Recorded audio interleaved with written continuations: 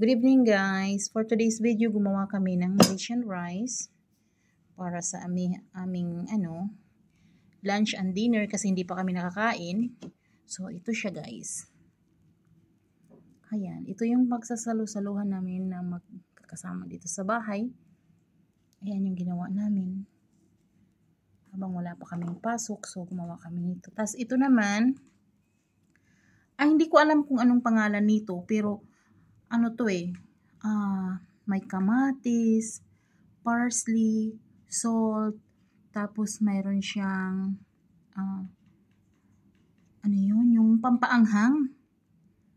Tapos ito yung basmati rice na ginawa niya sa basmati rice. Tapos nilagyan niya ng raisins. Tapos nilagyan din niya ng